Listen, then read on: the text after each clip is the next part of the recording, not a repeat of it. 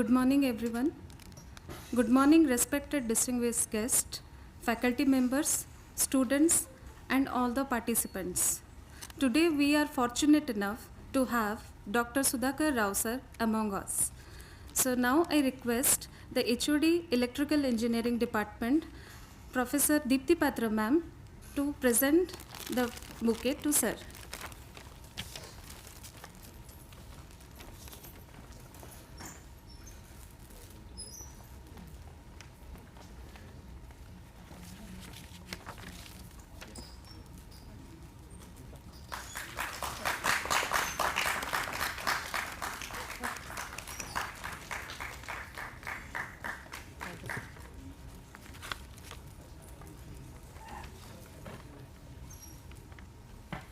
Thank you, ma'am.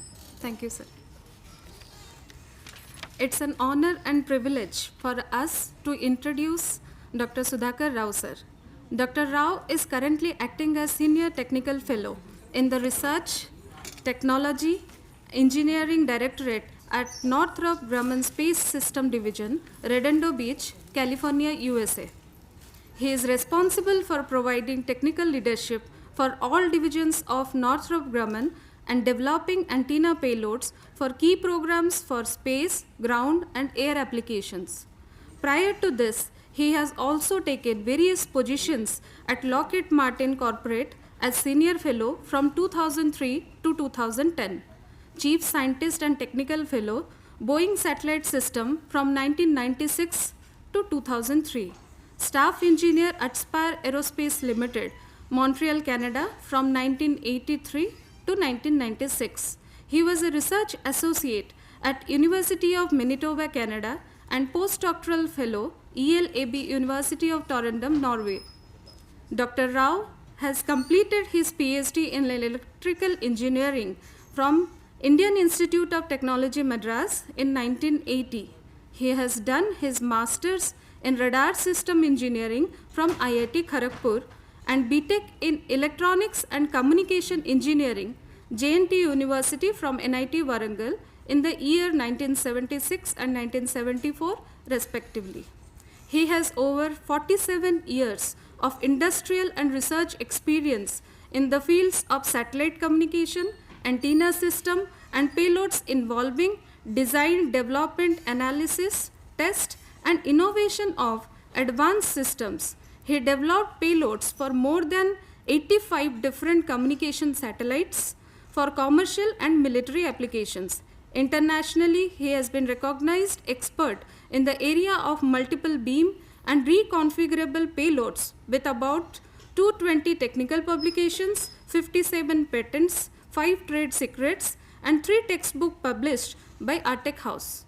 Developed templates for complex radiation of FSS VSS satellites that later become as the international industry standard, which was adopted by CCIR, International Telecommunication Union, ITU, in 1992.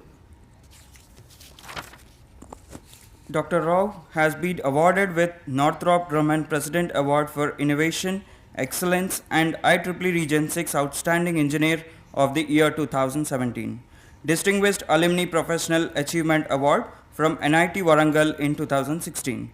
IETE's Professor S.N. Mitra Memorial Award for Significant Contributions, Innovations, and Industry Leadership in 2015. 2008 Asian American Engineer of the Year Award, IEEE Benjamin Franklin Key Award from Philadelphia section in 2006, and many more to his credit. Dr. Rao is an IEEE Life Fellow of IEEE since 2017 and Fellow of IETE.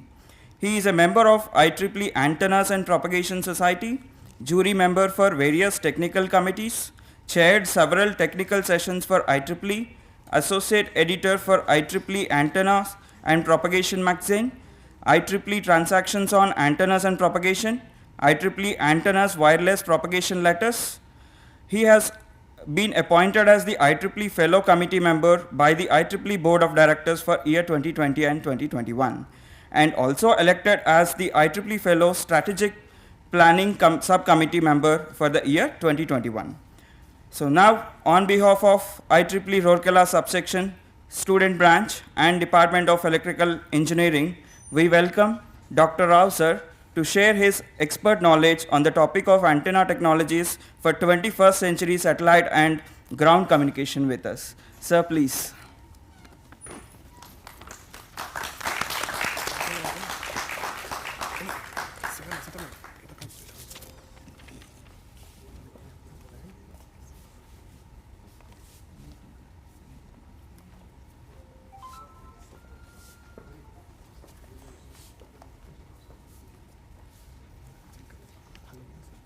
Hello. Can you hear me? Okay.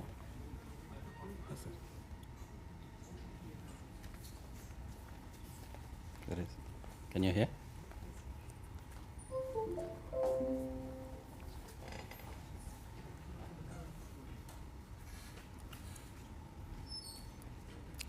Thank you for the kind introduction, and thanks to Professor Subhashini for inviting me, and NIT Rourkela Student Branch for inviting me to give the DL talk, IEEE Distinguished Lecture Talk. So this is first time for me to come to Rourkela, and I think it's a very hot welcome. I see the temperatures around 46 degrees today and 60% humidity or something. So it's very hot. So, but inside is nice. I think you're all a lot of students I see. So hopefully you're all coming and attending VAMS, so which is going to be very exciting, and I think Professor Subhashini Ratna will tell all about VAMS in a day or two. I think probably some of you know. I think you guys are volunteering quite a bit. So my talk is on advanced antenna system for 21st century satellite communications and ground systems. Can I control? This one is go for forward and this one for backward. And this will Okay. Satellite communication is very interesting and exciting field for antenna engineers, signal processing, and also RF engineers. So a lot of scope for innovation and development of new products for different satellites and also aircrafts and earth stations. So my talk, I think, is probably not too detailed, but on the top level, and I'll show you some videos so that you can understand what goes into a satellite system. There are a lot of opportunities, especially for antenna engineers, and nowadays I think in US there is a big shortage of antenna engineers, and we're trying to hire about hundreds of people, and we got only 2 employees hired. Same, I think, with all aerospace companies as well. So I think the resources are very less, but demand is very high. So if you're an antenna engineer, I think you're worth your weight in gold and probably in platinum too.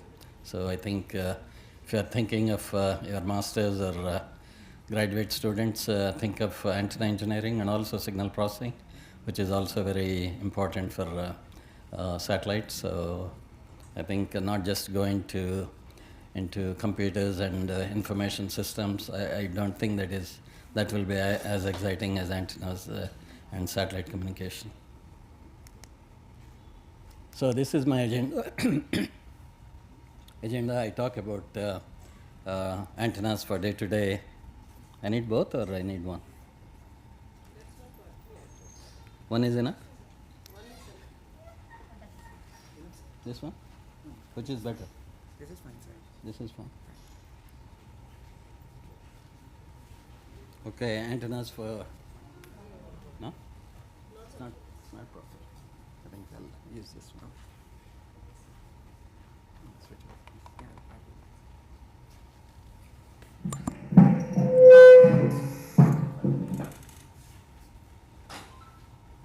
So I'll talk about antennas for day-to-day communications, talk about satellite communications, I'll give a brief, talk about antenna basics just at top level so that you understand, and type of satellite antennas, what we use especially on different types of satellites, both commercial and military satellites.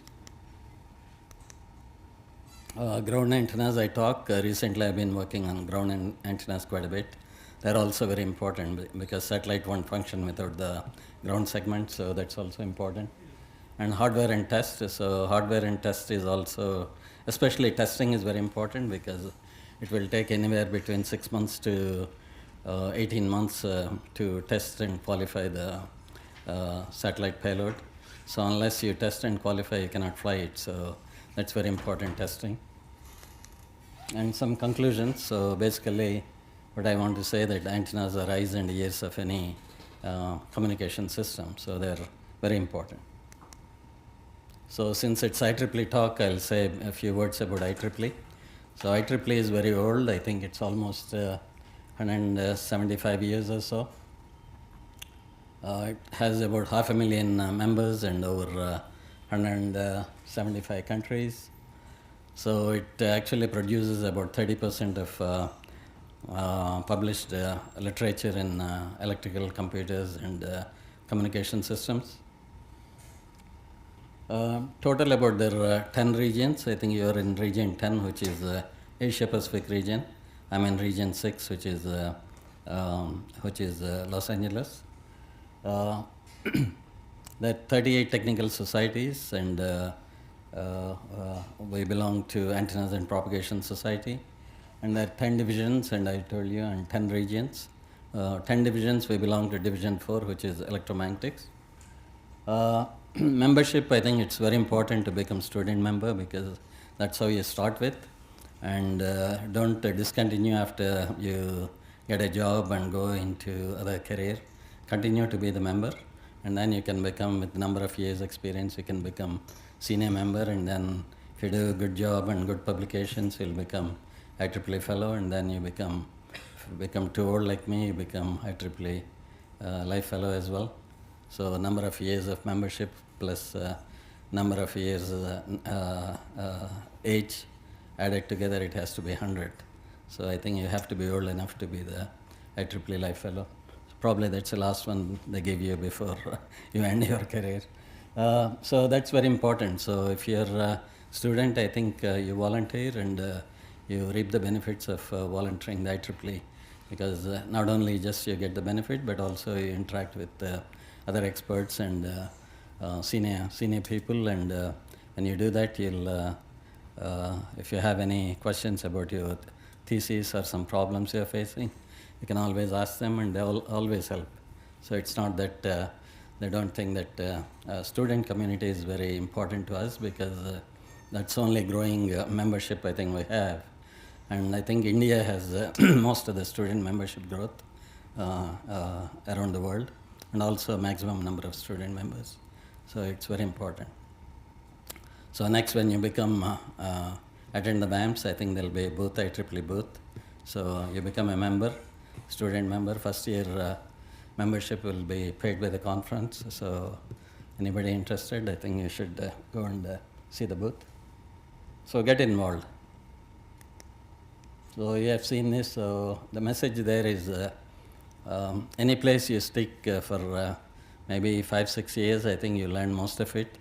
You always want to learn more, and that's when you make a move. So don't think that staying in one place helps you. Always, I think, quest for knowledge is very important. So if you're not happy, if you're not learning much, I think that's the time you should make a move and go to maybe another opportunity. I think world is full of opportunities. Don't be afraid that I'm comfortable in this place and I don't want to move. So you always, I think, gain the knowledge. When you go to other place, I think there's other culture, other things you can learn. So that's how you develop. So antennas for day-to-day communication. You have seen the antennas used on cell phones. I think most of you have used on cars for GPS and other purposes. They're used on satellites. They're used on radars. They're used on military equipment. They're used on ground systems.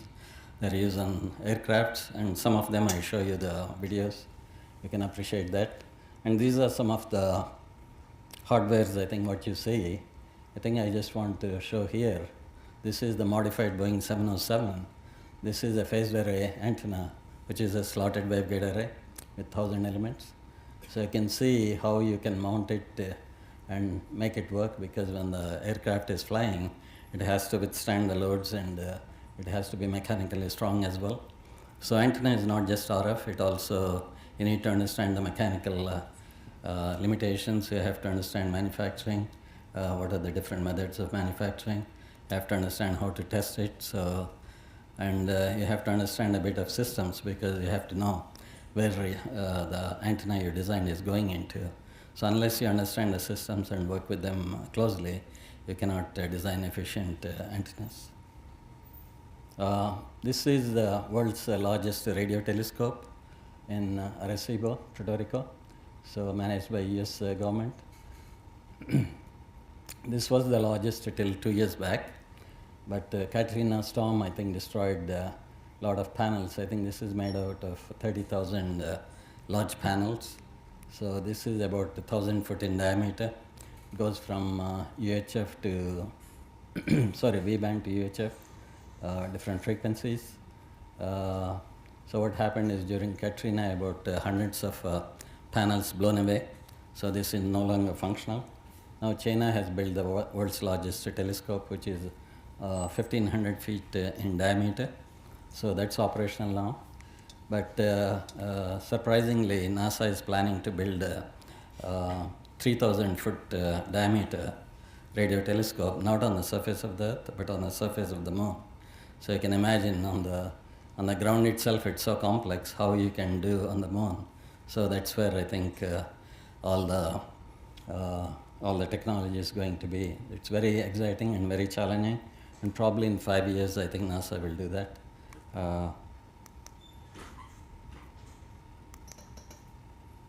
So what is antenna engineering? I think you have seen the basics, you have heard about the basics, but real antenna engineering is not just the understanding the theory, but you need to know how to design the products for a given application.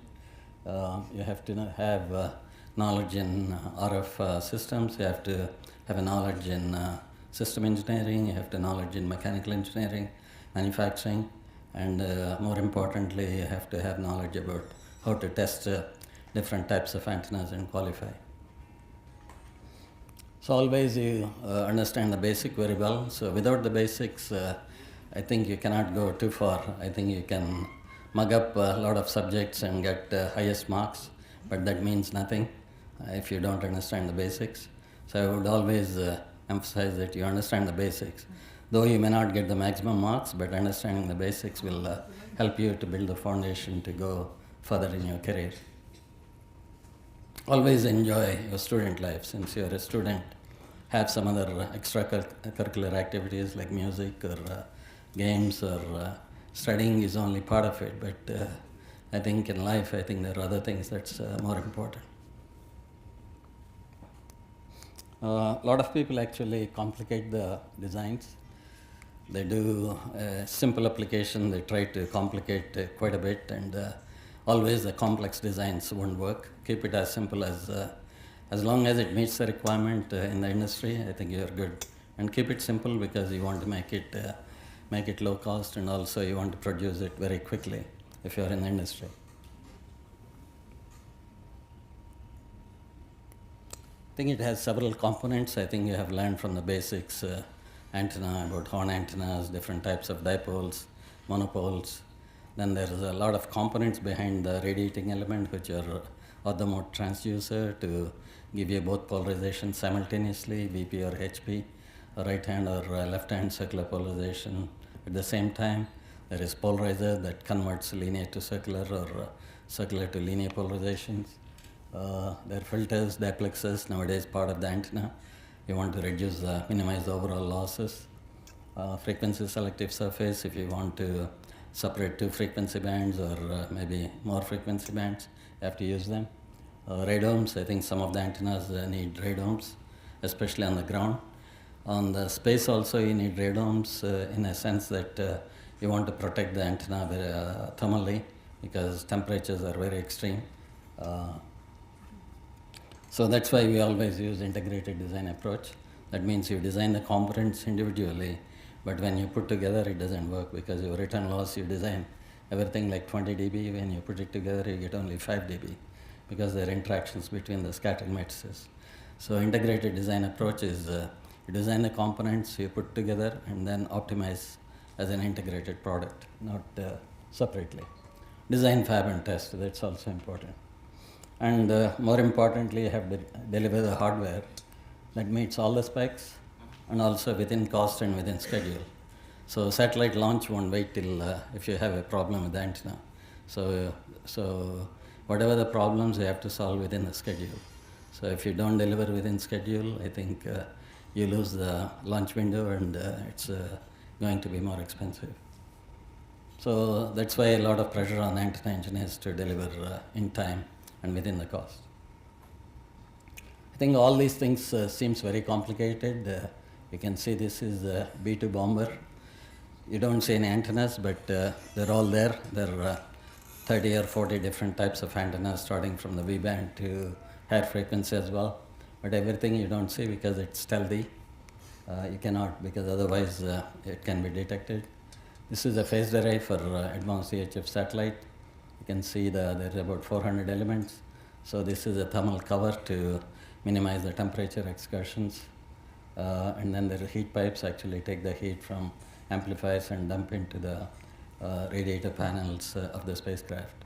So, and then it's down converted and all the processing is done digitally.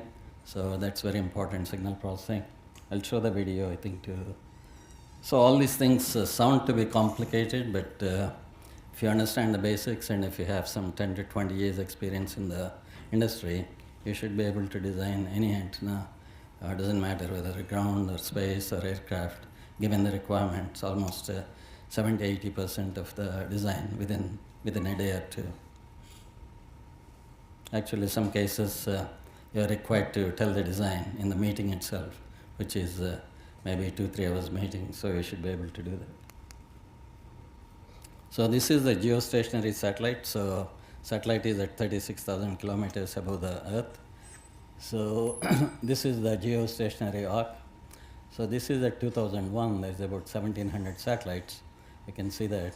And some satellites are in the same arc, but they're in different altitudes. That is mainly for redundancy. Some cases it's a C-band, KU band, KA band, different satellites, different functions. And spacing between the satellites is about 2 degrees. That's because the ground station, 30-meter ground station can distinguish 2 satellites which are 2 degrees apart. So now I think there are about 4,500 satellites. So you can see the exponential growth. And in future, I think it is expected to cross 10,000 satellites. So where do we put all these satellites? So it's almost impossible. So that's why there is a push to move into high frequency bands, V and W, so that you can space them with 1 degree or less than 1 degree intervals. Advantage with that is you get a very directive beam, and also you get a lot of gain so that you can replace the Earth station 30 meters with 2-meter antenna, so at high frequencies.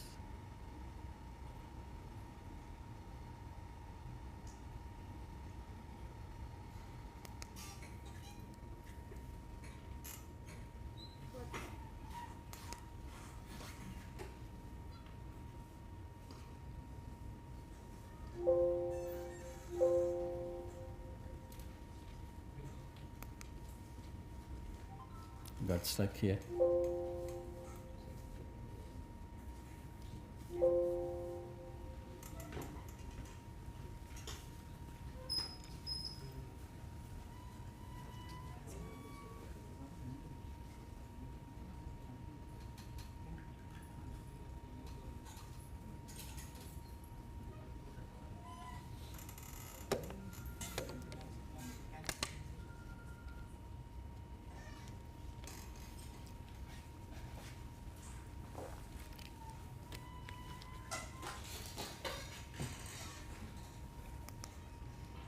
So this is the introduction to satellite communication.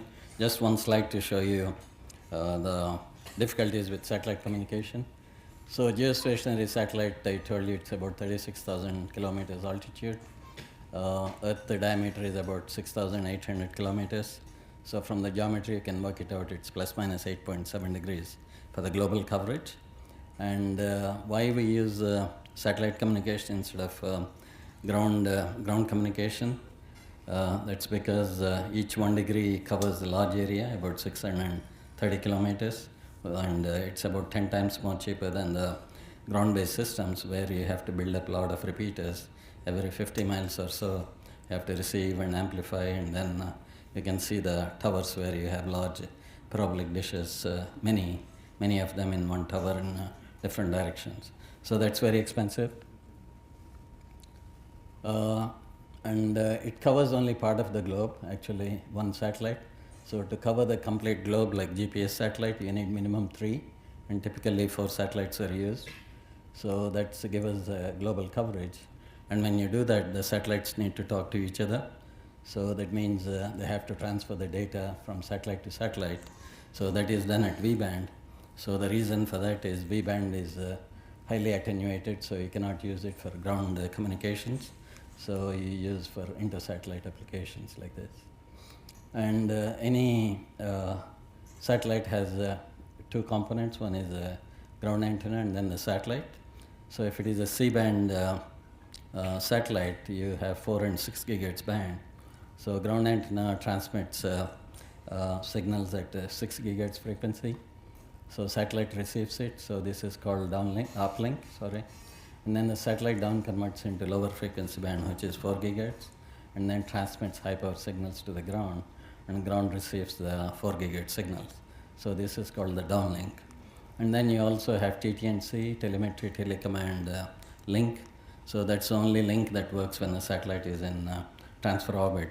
So it's low gain antennas, but people often neglect that. But if you lose that, then you lose the satellite. So it's very important for the mission to design proper TT&C antenna. And then this is direct broadcast satellite. So here the focus is on downlink mostly, because you have to transmit very high power. And uplink is very simple, that could be done with a horn. So why satellite design of antennas for satellite communication is more challenging? Because they work at very high temperature ranges. So when the sun hits the satellite, it goes up almost 170 degrees C plus. And when the satellite is, when the sun is on the back of the satellite, we call it night for the satellite. So it gets very cold, it goes to minus 160 degrees C. So total you can see about 330 degrees temperature difference. So why is designing components challenging? Because ambient is, normally we design all the components at ambient, but some components like filters, duplexes are very sensitive to temperature, so their passband moves around, and filtering also gets affected. So when you have that sort of components, you have to design over the wideband, putting thermal guard bands over ambient, both hot and cold. So design over a wide frequency band. And then high power. Most of the satellites carry multiple channels because you want to maximize the capacity and minimize the cost with a single satellite rather than having a number of satellites. So when you do that, you have almost very high power, 3 kilowatts or even 5 kilowatts sometimes. So all the components you design, antenna components, waveguides, filters, small gaps, they have to withstand the high power. So if you don't design properly, then multifaction occurs. That means actually high intensity of the radiation fields occur over small gaps. Then the system breaks and you don't have the satellite. So you need to take that into account. PIM is also passive intermodulation products. So nowadays, to minimize the cost, you use one satellite for both for uplink and downlink. When you do that, if you have number of high power transmit carriers for the downlink, they beat against each other and produces intermods. So, and if the intermods falls on the sensitive receive band, so it basically it saturates LNA and satellite won't work. So you have to make sure that PIM products are very low, typically minus 135 dBm or so. ESD electrostatic discharge, because space is like a vacuum, so there's no atmosphere there. So once a charge is developed, it's very hard to, over time actually this charges develop, and at the end some components will break. So you have to make sure that take care of electrostatic discharge. Typically if you have a dielectric material, so charges will develop there, and then you need to provide a bleeding path via the satellite body. So if not, satellite breaks. So for those reasons, we don't use any dielectric materials in space, especially for high power applications. So we use pristine metals like silver, aluminum, copper, etc. And cross pole. We design with very high cross pole. The reason is we have to maximize the capacity by using both polarizations, whether vertical, horizontal, or right-hand circular or left-hand circular. When you have both polarizations, so the cross pole is very important. So the cross pole of one polarization falls into copole of the other, and the typical spec is 33 dB cross pole isolation. That means we have to design all the components with about 38 or 40 dB cross pole. Typically people they have 10, 15 dB cross pole. They think they're good, but for satellites you have to design cross pole has to be very low, and bandwidth has to be very high as well. Typically 60 to 80% bandwidth. And the signal to noise ratio is you can simple equation like this, which is gain of the transmit beam, and Pi is the power for the carrier for the downlink. For the uplink, it is gain of the receive antenna, and system noise temperature T. And this is the Boltzmann constant, 228.6. This is negative number, joules per Kelvin. And SL is a space attenuation, that is 4 pi r over lambda square, typically about 200 dB each way. That means uplink and downlink. So almost 400 dB of negative loss, and 10 log BW. BW is the bandwidth in hertz. So all our negative numbers are small positive numbers. So a lot of pressure on the antenna engineer to maximize the transmit antenna gain and the receive antenna gain. Even if you improve by 0.3 dB, 0.4 dB, it's a big gain in signal to noise temperature ratio. So this is how the ERP and the GORT patterns look like. ERP stands for effective isotropic radiated power. GORT is the gain to noise temperature ratio. So everything follows the Friese transmission equation, which you might have learned in your classes. So power received, if you have two antennas, one transmitting, one receiving, separated by distance r, the power received by the receiving antenna is the power transmitted by the transmit antenna times gain of the transmit antenna, and L is the losses associated with the antenna, maybe 1 dB, sometimes even more. This is basically free space loss, lambda over 4 pi r square. R is distance, so in this case for a geostationary satellite, imagine at 36,000 kilometers, so what will be the attenuation? Almost like more than 200 dB. And the GR is the gain of the receive antenna. So how it looks like, so this is the antenna gain patterns over a coverage, for example, satellite covering the India.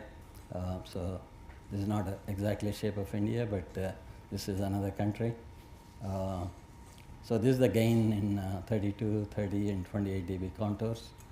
And ERP is, you can see, depending on the power of the channel, ERP goes 50 or 46 in that range. But the receive is low numbers because the noise temperature is negative. So you can see contours remain the same as the antenna gain contours, but the levels will change.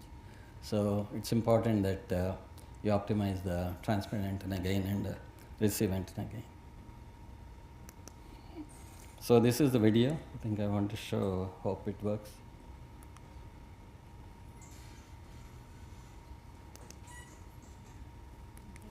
Guys, can do it from here.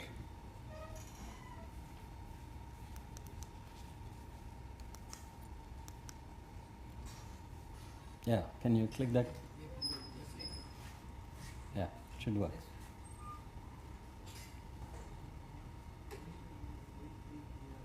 Double click on that one. I think it will take some time.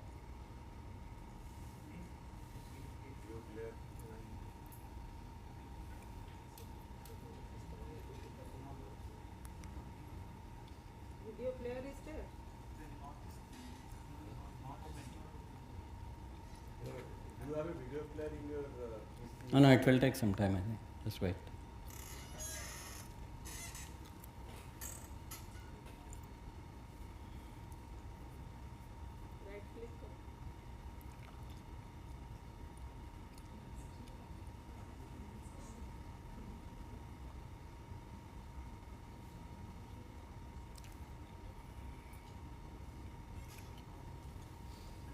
I'll put the escape and don't do the presentation mode. Yeah, click on that one now.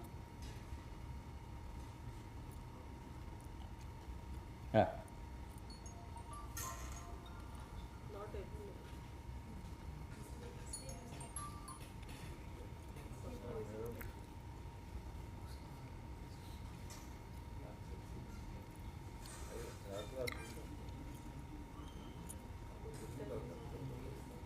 Can you do it from the computer?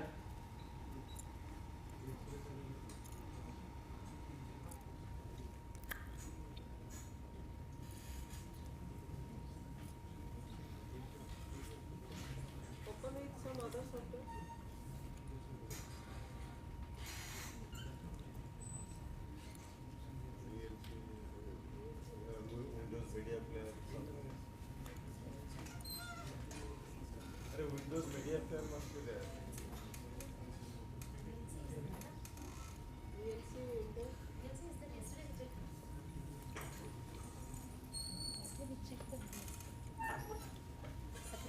Separate video is there, sir? Hmm? Separate video is there?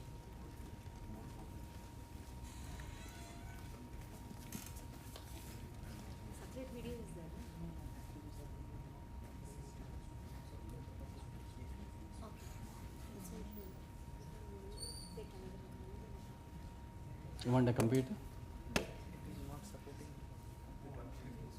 No, my computer, I think it was showing. I just checked today morning. In this computer system, the video is not supporting. Sir, we have the separate video, sir? It should be there, I think. Just check the video. Videos are there. Or maybe should we play it then? And then What's the name of the video? I don't know.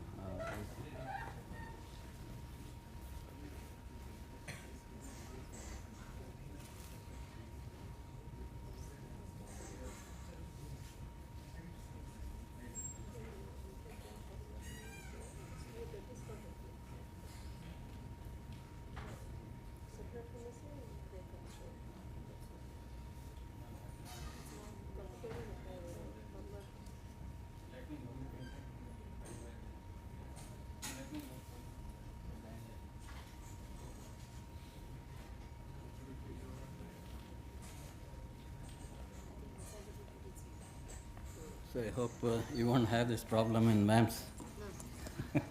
Because a lot of people are will show the videos. yes, sir. Yes, sir. So I think you. The laptop there installed. Videos are not supported. Mostly it's supported. Okay, I think we'll try to, if it works, we'll try to show the videos at the end. So these are some basics of antenna radiation patterns, gain, beam width, polarization, etc. So isotropic radiator is the antenna that radiates equally in all directions for pi steradians. So it's only a theoretical unit. There's no practical isotropic antenna. If somebody builds isotropic antenna, I think he'll get a Nobel Prize because you cannot radiate uniformly at 4 pi steradians, and there's no cross pole. So I think that's almost impossible. So it's only used as a gain standard. So anything, the gain of isotropic antenna is 0 dB. So with respect to that, we call any directive antenna. So the more directive you make, that means angle 3 dB beam width is narrow, your gain goes up. So we call it relative to dB, so we call it dBi, which is dB isotropic. So gain of the antenna is directivity minus losses. So there are a lot of losses you have to calculate. What you compute actually through HFSS or TICRA or any other program is directivity. So that means directivity is relative to the aperture, but there are a lot of losses associated with the antenna system. So you need to account for those losses very carefully. and antenna gain is directivity minus losses. Polarization, so it is vertical and horizontal. So if the electric field vector is oriented along for the satellite north-south directions, then it is vertical. If it is oriented along east-west direction, it's called horizontal. That's the only definition for the satellites. And for circular polarization to generate, you need both horizontal and vertical field components, which are equal in amplitude and 90-degree in phase quadrature. So when you do that, actually what happens is your electric field vector rotates either clockwise or anti-clockwise as it propagates through the space. So that's if the vector rotates clockwise, it's called right-hand circular polarization. If the vector rotates anti-clockwise, it is left-hand circular polarization. So, and then typically we define the antenna radiation using 3 dB beam width, the peak directivity, and some side lobes. Sometimes you have to lower the side lobes, especially for radar systems, because you don't want to receive any clutter apart from the main beam. So those are important. So any theoretical, I think, if you study in the classes, master's course or something you take, so square aperture, you know that it is sin x over x distribution. X is pi d over lambda sin theta. So it has a very nice pattern, deep nulls, and the side lobe levels is 13.2 dB. So if you do the circular aperture, the radiation patterns you can express in J1x over x, where J1 is the Bessel function of its first kind, and x is Ka sin theta, A is the radius of the circular aperture. So the side lobe levels for uniformly illuminated aperture is 17.8 dB. So that's how the theoretical patterns look like.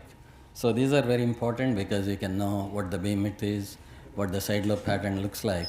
But in practice, none of them applies.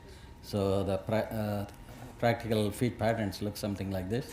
There's no side lobes because you don't want any side lobes, because if you're illuminating the horn with a reflector, you want the reflector to capture all the power, most of the power. So to do that, you shouldn't have any side lobes. If you have side lobes, that means a lot of power is wasted. So we eliminate typically 15 dB or so that spillover losses, that is power wasted outside the reflector, is very small. But to understand this, I think you have to understand the basics. So if you know these basics, I think you can always know how the beam width behaves, how the side lobes behave, and you can estimate the patterns very easily, even in your head. Beam types, I think I won't want to dwell too much on this one. It's a high gain beam, which is basically used for military applications. You want a narrow beam focused on certain region and very high gain. So that's called spot beam. And for area coverage, this is where I think the satellite is serving the nation, for example, India or United States. So it's the pattern should be the shape of the geographic region of the country. So that's called shaped beam. So I think both are important. I think pointing error, because satellite is not perfect, so it's not looking at the Earth at certain point very accurately, so it has certain pointing error. So you need to take into account and try to design the systems with the pointing error. So this is how the payload looks like. So this is antenna with a feed, diplexed feed. So that's basically covering both uplink and downlink. So from the ground, the satellite receives the signal. So this is the input filter assembly. So then you have to go with the down converter. So you need always redundancy. If one thing fails, you switch to the next one. So this is 4 for 2 redundancy. Then you have N-channel input multiplexer, depending on the number of channels, either 32 or 16 or even 64. You design those systems. And then you have TWTAs, which are typically, we use mostly TWTAs instead of SSPAs because power added efficiency is very high, something like 60% versus 25%. And then go through N-channel output multiplexer, where all these narrow channels are put together and broadband signal is goes through the transmit feed and to the reflector and to the ground. So this is how it looks like. So this is what satellite looks like before you launch it. So all the reflectors are stored along the east or west side panels. There is some nadir antennas on the deck. So everything has to fit in 4-meter fairing, which is typically the fairing of most of the launch vehicles. So 5-meter is the area on launch vehicle can provide 5-meter fairing, but it's very expensive. So everything we design with 4-meter fairing. So once you are in the space, you have to deploy these reflectors. You can see 2 reflectors on the east, 2 reflectors on the west. Then the solar panels are deployed first, and then the reflectors are deployed later. There's a satellite body, and some of the patterns how the downlink looks like on a broadcast satellite covering United States with Alaska and Hawaii as well in one beam. So basically one antenna, very cheap. So some of the feed components, I think I'll show you later. So there are different satellite services. There's not one. So there are many of them. These are some of the few. Broadcast satellite service, this is basically serving a nation or region. So this is mainly for supporting the TV, the voice channels, etc. over a country. And BSS is mainly high definition TV channels. Fixed satellite service is where you provide not only TV channels but also other telephone and other services as well. Inter-satellite link is V-band between any global constellation of satellites need inter-satellite links. Mobile satellite service, that is where you don't need the ground antenna. From your telephone, actually, signal is uplinked to the satellite and then downlinked to another user on the ground. So this is a lot of mobile satellites. They're basically at low frequency band. So any satellite, you need 3 components. One is the satellite, other is a ground station, other is a launch vehicle. So typical launch is done in 3 stages. So first stage, it will take up to 50 miles above the Earth. And then the second stage, it will take to about 100 miles above the Earth and puts in the transfer orbit. So once you are in the transfer orbit, the apogee kick motor actually takes it to any altitude you want, either medium Earth orbit or low Earth orbit or geostationary orbit. So all 3 are important. So these are different types of antenna we use on satellites. High gain antennas, we use mostly reflectors. Lens antennas we hardly use because of ESD problem I told you. So we don't use any dielectrics, and lenses also narrow band, so we don't use that. Phased arrays we use occasionally, especially for military satellites and also communication satellites. You need a lot of reconfigurability. You need to change the beam shape very quickly and also beam location. So that's where we use phased arrays. They're very expensive, probably 10 times more expensive than reflectors. So that's why most of the satellites you see something like this type of designs with the reflectors mostly. Medium gain antennas are also used. This is using a global coverage horn.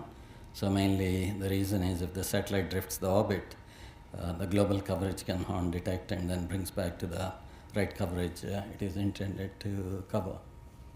Low gain antennas are important for TT&C, for telemetry, telecommand, for transfer orbit application. They are biconical antennas, waveguides or horn antennas. Gain varies very low, 0 dBi to 12 dBi. So you design all these antennas and when you put it together, so they don't work, because why? There is coupling between the antenna apertures, and also the satellite body is metallic, so there's a lot of diffraction and other effects. You need to characterize them, especially if your cross pole is very low, like 33 dB. Everything is important. So you design these antennas separately, put them together, and then again optimize over a spacecraft. That's called spacecraft diffraction analysis. So unless you do that, you don't launch the satellite. And these are some global coverage horns, and also horns used for reflectors. So reflectors has two components. One, of course, the reflector, based on the size, it gives the gain, because we know the gain is proportional to the area, 4 pi a over lambda square times the efficiency. And then the feed system. So feed system is not just the horn illuminating the reflector. So it has all the components like polarizers, the OMTs, diplexers, filters, waveguides, rigid waveguides. Sometimes you need a flex waveguide to interface with the repeater. So all these things you need to take them into account carefully.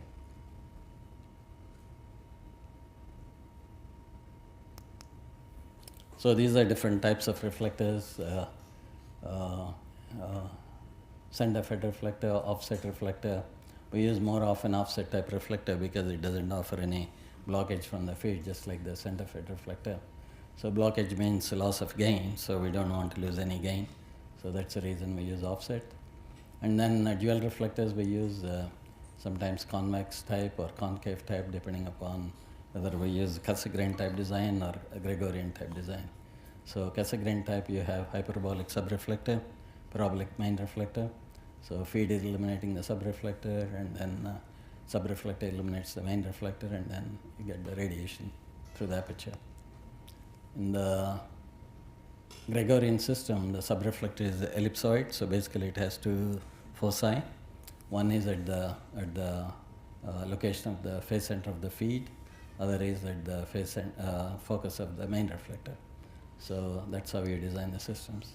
So for everything, the efficiency is very important. You have to calculate the efficiency when you design any antenna system. So sometimes people forget it, and then they say, I'm able to meet the coverage, but when you look at the efficiency, it will be very low, 40% or 50%. So always, if the efficiency is not close to 80%, your design is not optimal. So always check the efficiency. So it has several components: radiation efficiency, aperture efficiency, spillover efficiency, and cross-pole efficiency. So all these you have to factor out and calculate pretty carefully. This is the mobile satellite systems, where you have, these are done at the low frequency band, L band and S band. So these sizes can go up to 25 meters depending on the application. So anything like solid reflectors, it will be very, very heavy, and you cannot sort of put on a spacecraft because you cannot stow them into a smaller volume. So it is done through mesh reflectors. So mesh looks something like this, closer view.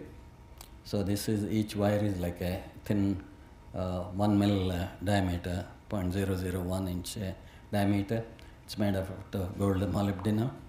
So the reason for that is it has a high tensile strength and very good reflective properties which are needed, and is space qualified. So the opening looks like this. So typically we use 10 openings per inch for L band and S band applications. But if you want to go to high frequency, then we have to use very high openings per inch, OPI we call it, something like 30 or 40. So mesh becomes very dense. So these are the two types of designs are available for the mesh. One is Astro Mesh, it's called, which is made by Northrop Grumman, my company. So it has front mesh and back mesh. The other one is Harris, which is also equally good. They don't have the back net, but they have a truss type structure to support the front mesh. So typical mesh is something like this, but what is important here is what are the reflective properties, how much are the losses, and how much is the mass. So there's another video, and I don't think we can play this. You want to try again? I don't think you can make it, but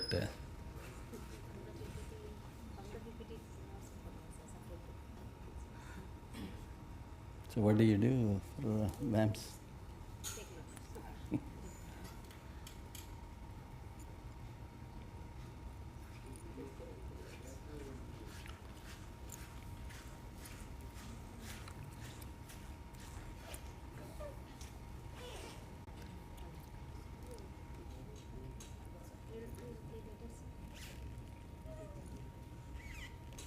Okay, leave it. We'll figure it out later. Go to the next one.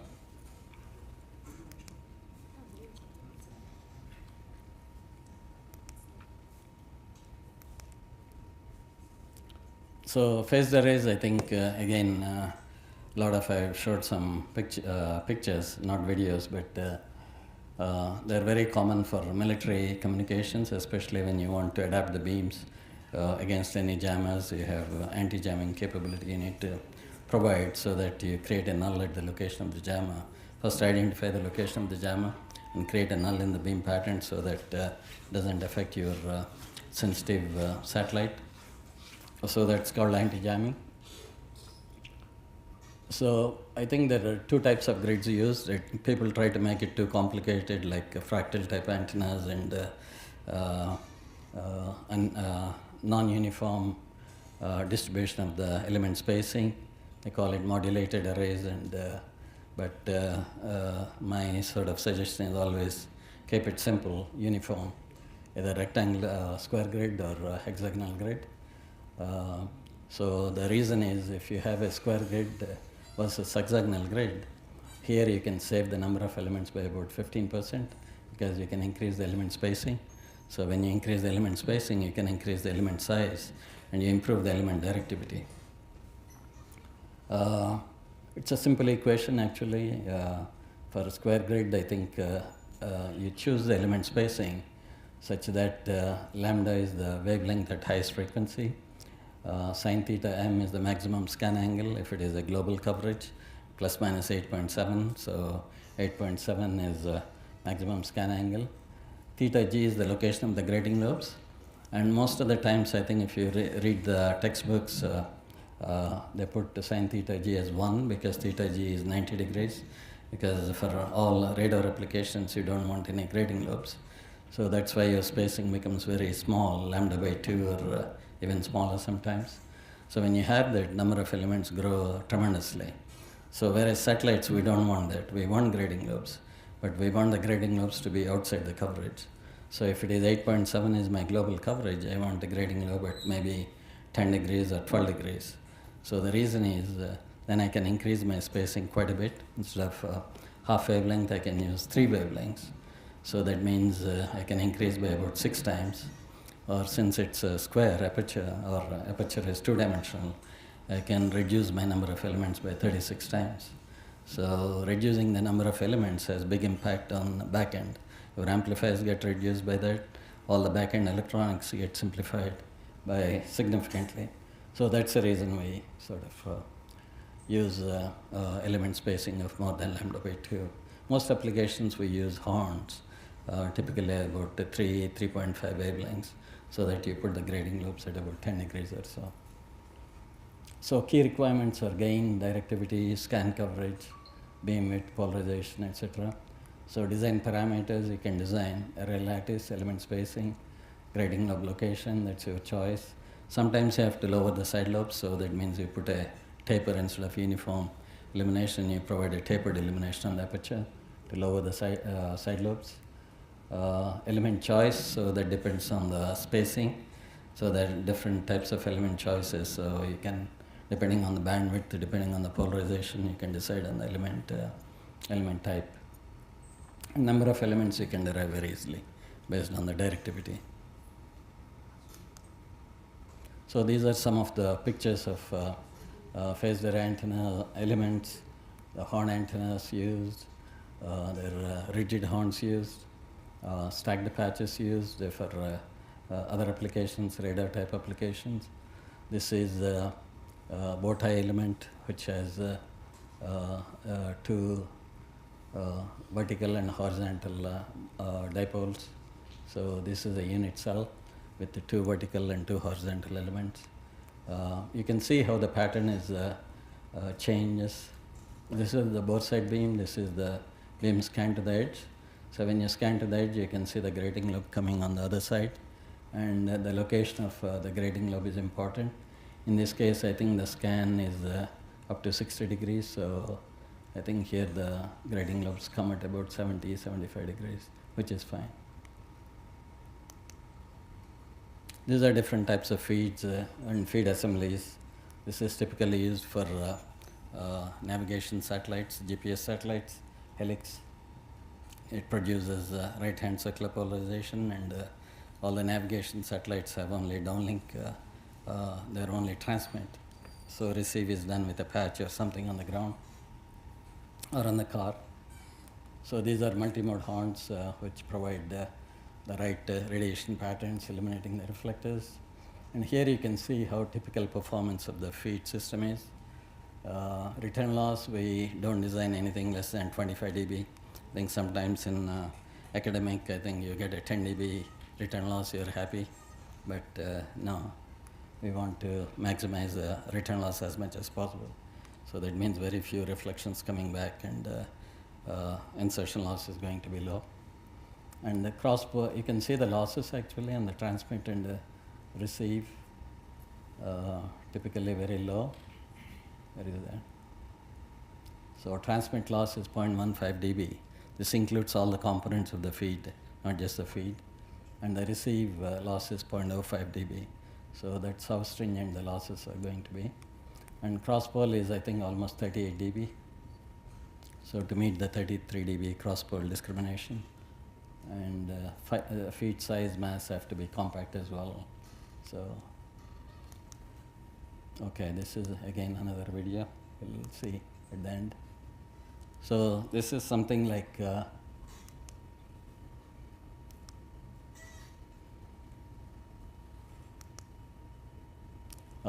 this is last few years I've been working on the ground antennas, mainly for the what is called protective forward communication systems. That is for the soldiers who carries this manpack in war situations.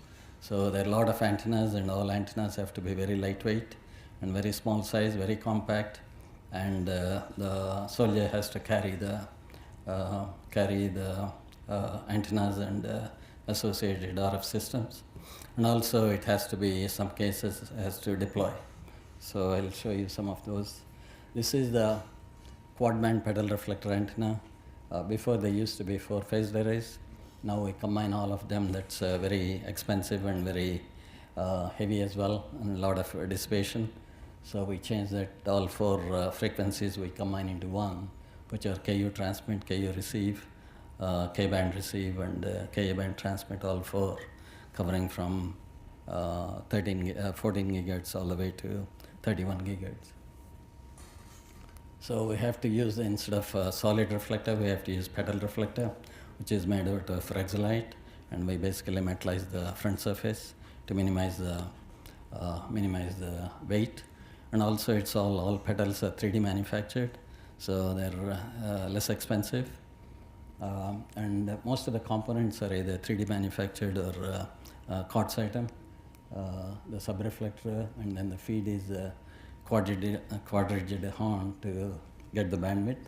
So that's also 3D manufactured. And there's a polarizer behind it.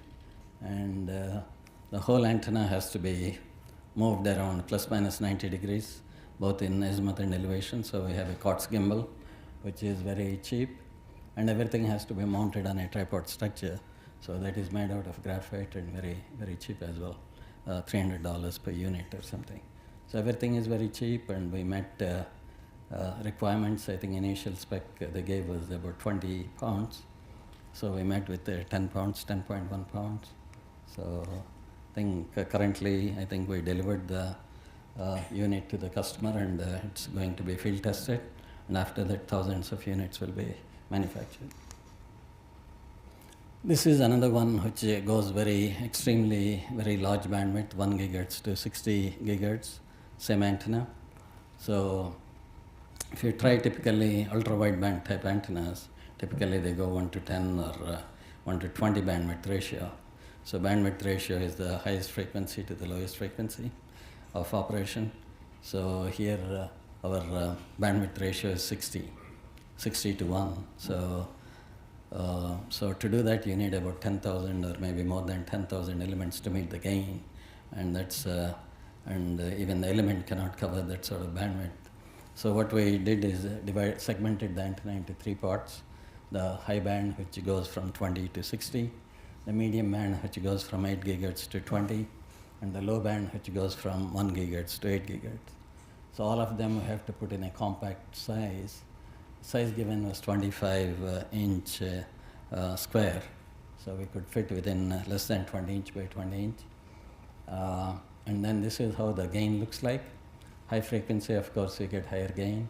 The medium band, you get medium gain, and the low band, you get up to 10 dBi or so, right? So then in the middle of the thing, everything was designed and everything is fine, but then the customer wanted to improve the medium band antenna gain by about 2 dB. So we cannot increase the size because there's no space, everything is closely packed. So what we did is we put a lens on top of the horn aperture. So the lens is a Rexolite lens, and it is grooved to minimize the mismatches from the horn to the lens. And that gave, what it does is basically your horn face patterns, if you look, they're very Gaussian. So they taper near the edges, both amplitude and phase. So with the lens surface, actually what we do is basically we make the phase front very uniform, and also we make the aperture illumination also a bit more uniform. When you do that, of course, you increase the gain. You can see the increase in the gain from 8 gigahertz to 20 gigahertz. So other one is for vehicles. There's a program for the missile program for the vehicles.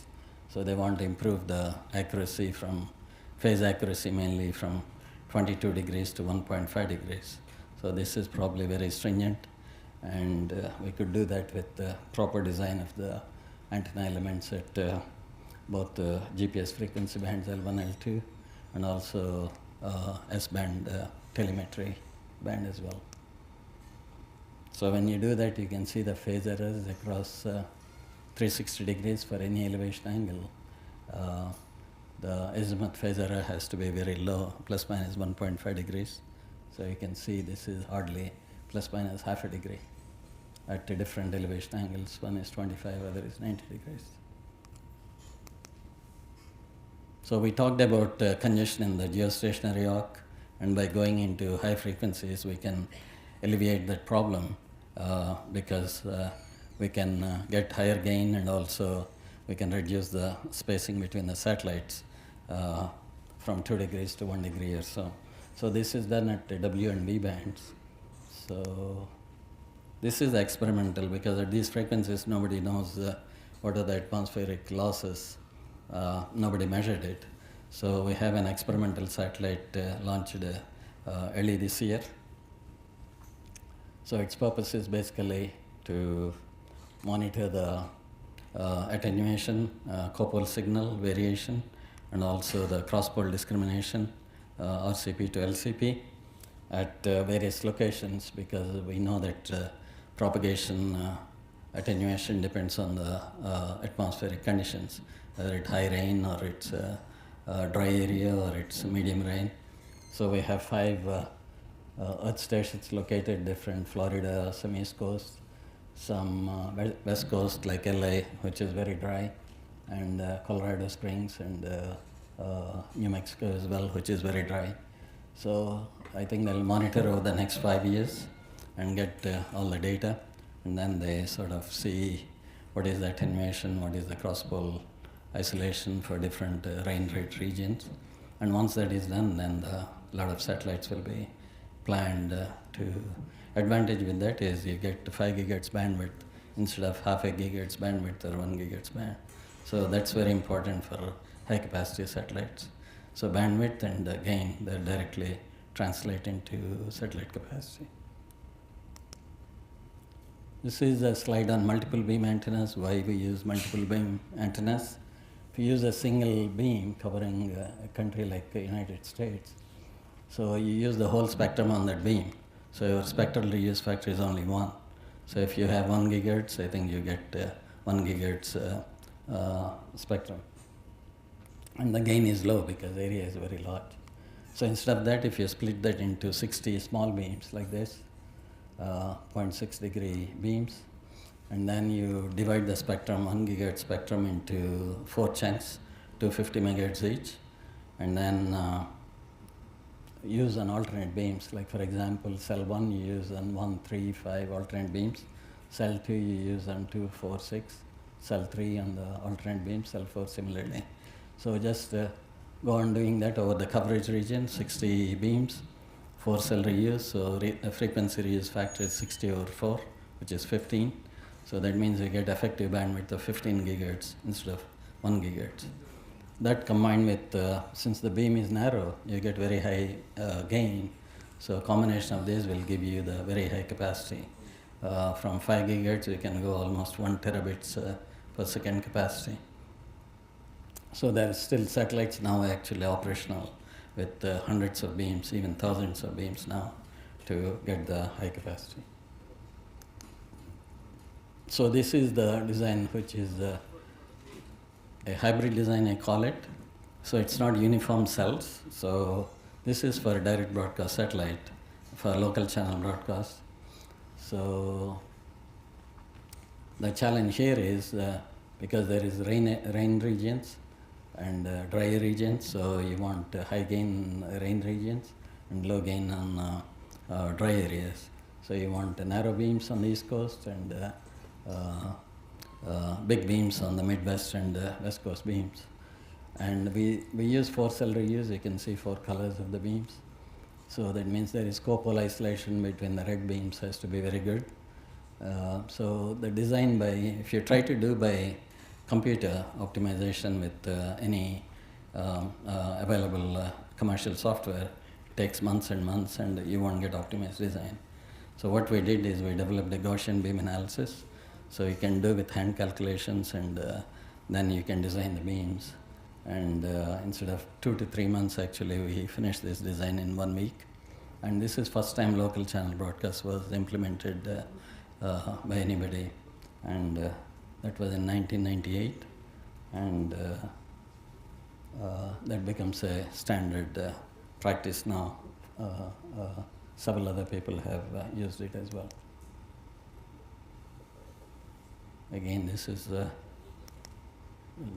these are some experimental satellites which used by NASA and other people, deep space communication as well. This is Mars reconnaissance orbiter antenna. It's a 3-meter dual reflector antenna supporting S and Ka bands. This is Galileo reflector, which is a 4.5 mesh type reflector, you can see, built by Harris, the reflector.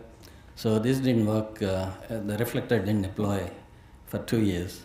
So what they have to do is they have to take the satellite very close to the sun, heat it up, and then it deployed. By the time I think it came back, there's no fuel, almost 10% fuel is left, and the life of the satellite gone down to 6 months or so. So accidents happen, so that's why you have to design properly, you have to test many times repeatedly to make sure it deploys properly. So this was one of the videos. I think hopefully we can show at the end. So qualification test, I said designing and making the antennas, I think, work for satellites is easy, but testing them is also not that easy.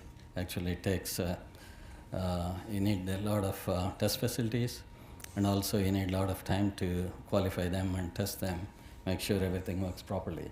So testing is not the pattern testing what we do in the range, either compact range or anechoic chamber or any other range, but it is associated with not only bench tests, we also do polarization tests, make sure that right sense of circular polarization is propagated through. Otherwise, a couple of accidents happen. I think it's supposed to be right-hand circular polarization, but the antenna is left-hand circular polarization, and the ground cannot support it, so they have to change the ground antenna quite a bit and cause some problems. So we test the sense of polarization at least 5 to 6 times during the test cycle. PIM tests, I think you need a PIM facility to test it. High power tests, I think you need high power amplifiers. You need a lot of other equipment as well. Thermal test, so you need a thermal vacuum test as well as a thermal test. So where you cycle hot and cold many times. From ambient it goes to hot, maintain about 30 minutes over the hot, monitor the key performance parameters, bring it to cold minus 160 degrees or so, monitor it over 30 minutes dwell time or so. Again, it ramps up, down.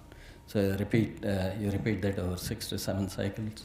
So then you monitor whether any changes is there, especially return loss. So if there is a drastic change, so that means some of the components are not properly working, so you have to identify and test. Not only that, you have also vibration, mechanical vibration, because when you launch the satellite, it goes through a lot of vibration loads. So you have to make sure that mechanically your antenna structure can hold that launch loads, acoustic as well as alignment tests. And then we do spacecraft level tests. Again, we do TVAC, thermal vacuum chamber. So everything, because you test, the final satellite is going to be in vacuum. So you have to create a vacuum chamber, and then you have to cycle the temperatures, hot and cold, and measure it. EMI, EMC, make sure that you don't have any problems, and pattern test again. So these are different ranges we have, 20 different ranges, highest being 50 foot by 50 foot planar near field to test the large apertures. Then planar near field 12 foot by 12 foot, bistatic range to test the material qualities like frequency selective surface, what is the insertion loss, etc. And then spherical near field, this is mainly for low gain antennas, TT and C, because you have to probe around the antenna almost 360 degrees to get the proper radiation patterns and convert into far field. Compact range, and then anechoic chamber, where you do the testing of the horns and other components. So here I think I almost done. So here I want to say what is the difference between academy and industry. I think there's a significant difference between academy and industry.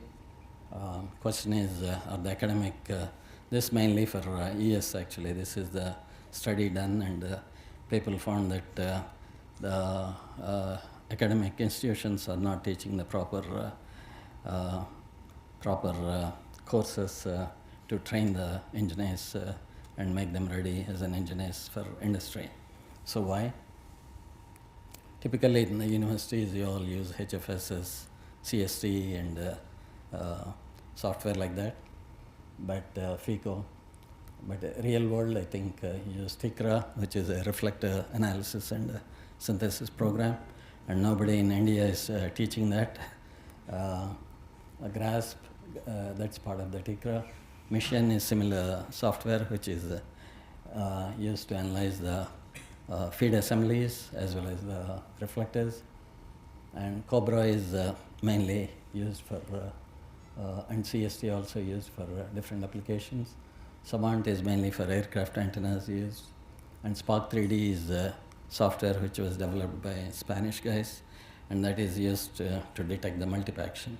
So all these, I think, softwares are available, but nobody in academics are teaching these, and they're happy teaching printed antennas, microstrip, strip line, etc. But in real industry, what you want is horn antennas. I know the probably reasons are a bit different, because printing a microstrip patch is much easier than milling a horn. But if you want to propose a project to ISRO or somebody else, I think what they want to see is how well you can fabricate the horns, and they give you specs, and then you have to meet the specs. So unless you have a proper training, it's very difficult. So I sort of encourage all the university professors to sort of teach courses in this area as well, and get the software and train the students as well. So I think India actually, you'll be more surprised that the talent of Indian students is much more than students abroad. You think the other way, but it's not true. Whenever I come to India, I see very bright students and get a lot of questions, and they're doing very good work, because basically they're analytical in mind, and once you have this analytical mind, you can solve many problems. And then you have a lot of opportunities too. ISRO needs a lot of antenna engineers, DRDO needs either RCI or LRDE or other DRDO establishment. ground observatories, Raman Research Institute, TFRL, Samir. You have so many establishments. So I think getting, even if you don't get the right training, but look into what sort of people are working on, either going through papers or going through some courses. So university-industry collaboration will remedy the situation. So that's how the DARPA started this program with us, and we have a university professor here, and he gave us 2 students, this one and this one. So idea is it's a 3-year program, so they work with us on the summer, like 3 months. So there we give them the assignments, and then we have a small industry also to help to bring that up to handle other programs for defense. So all three of us work together, and this is another small company in Colorado. So we all work together, and at the end I think we train the students, and once students are trained, we hire them. So far we hired, actually both of them are working for Northrop, and we finished the 3 years. Now they want us to continue another 3 years so that we can train new sets of students as well. So same thing could happen in India too. I think DRDO and ISRO will be very happy to support any university collaborations. So as long as they have the right courses and students to support it. So that's all I have. So as an engineer, I think learn. I think learning is a must. I think you follow your teachers and follow the courses and understand the basics. Don't by heart the things and get good marks, but learn the things, basics. That's important. And once you learn, you have to apply. So apply to practical problems, and then you develop. You join an industry or academic institution. You develop yourself. And then once you become a senior, like 10 years, 20 years into, then you start leading and you start innovation as well. So innovation is a must actually nowadays. So you can't just repeat. No requirements are similar, so everybody wants to design their hardware specific to their requirements. So innovation is very important. So antenna is a very exciting field, so don't be afraid of it. But if you understand the basics, I think you'll be a good antenna engineer. So develop concepts and out-of-box ideas. So of course now you may not be able to do, but I think you always strive on think outside the box and develop. When you do this, I think you might fail once or twice, but that's fine. I mean, you learn from the failures, and of course next time you don't fail. If you fail too often, I think you won't have a job. So fail once or twice, that's fine. So acquire critical skills, either hardware, software, or anything mechanical, and system engineering as well. Read something about system engineering, how things work. Manufacturing is important because there are different manufacturing techniques you use to develop a system, either milling or electroforming or 3D manufacturing out of plastic or out of metal, so to reduce the cost. And customer understanding, so that's very, very important. So if you don't understand the customer, I think it doesn't matter how well you design, customer won't take you.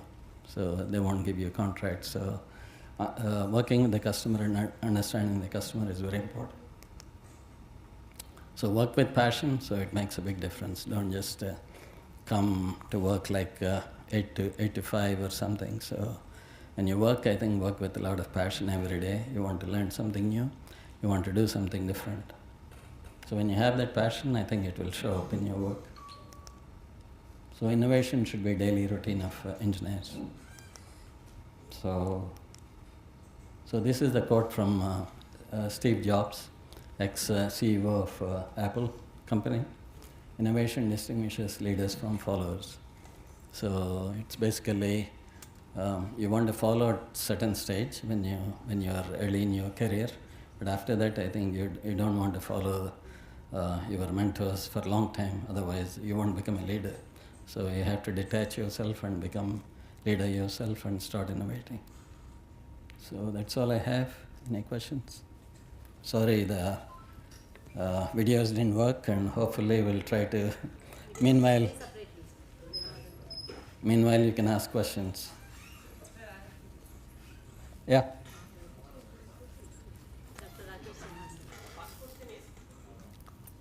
Okay. The first question is that when you are defining the contour, so how you are defining the contour? What is the criteria to define the outer boundary of the contour beam? Contour, normally you don't define the contour, it comes from the customer. So a customer maybe want you to design a satellite for India. So say Government of India, ISRO, they'll say that, okay, these are the points I need to cover from north to south, east to west. So exactly cover my country and don't spill over into, say, neighboring countries like Pakistan or China, because they will object. So you have to define you have to provide your beam exactly to cover your country, and you have to provide suppression into the neighboring countries, which they might use the same frequency. So it's called interference. So not only, I think, provide maximum gain over your coverage, but also reduce the gain over neighboring countries. So it's not up to you, it's a customer defines. Okay, so what is there any minimum threshold in the boundary that much power should be deliverable in the boundary? No, typically they give you the minimum gain requirement over the coverage. Sometimes they say, okay, these are the cities that is important to us, provide more gain. So that's called weighted coverage. So most cases you give a minimum gain over the coverage. So if you have India covering India map, so over India map you need a minimum gain of this much, right? Okay. But some cases they say that, okay, these cities are important because they are using something different, or high definition television channels I need to provide. So provide more 2 dB more gain in Delhi and Bombay and Rourkela. So you have to give that. So that's called weighted beam coverage. So when you do that, your edge of coverage gain, minimum coverage gain drops a bit, but Sir,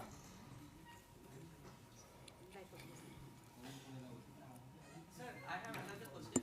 yeah. Am I audible to you? Yeah, but am I audible? Yeah. Yes. Okay. So the next question is, in the 4 reflector system, antenna system, so that how many feeds are used? That 4 different feeds are used or a single feed? Depend on the number of beams. One of the examples I showed is 60 beams, right? So if you have 4 reflectors, then you have 15 beams each. So that means 15 feeds on each reflector. So the reason is because we use 4 reflectors is, if you use 1 reflector, you can also create 60 beams. Then the feed size becomes very small. So your efficiency will be only 30%. But that's not, the reflectors are cheap. So what we want to use is, you want to have different alternate beams used from the same reflector. Like I said, cell 1, cell 2, cell 3, cell 4, all cell 1 goes to 1 reflector. So what it allows you is, since you have alternate beams coming from the aperture, you can increase the feed size by twice. So when you increase the feed size by twice, then you optimally eliminate the reflector, and you get your 80% efficiency instead of 40% efficiency. Another question is, how the polarization are controlled in the feed? That's called a polarizer, and also OMT.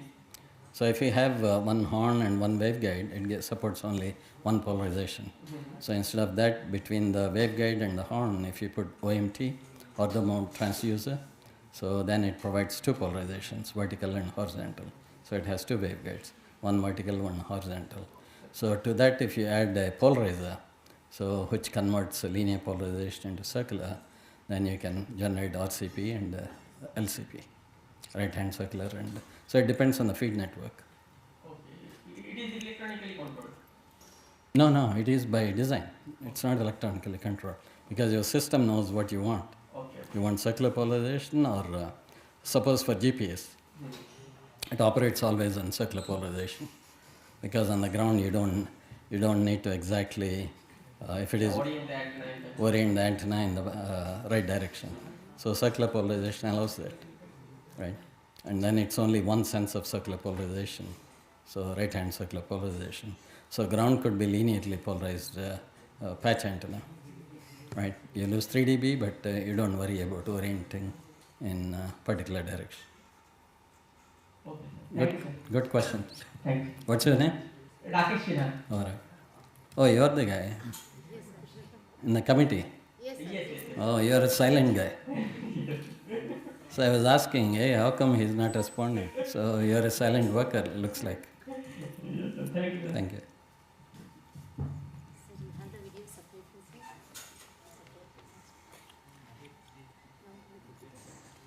It's only embedded in the PPT, sir, or separate videos are... It's there, I have to search though. Any other questions?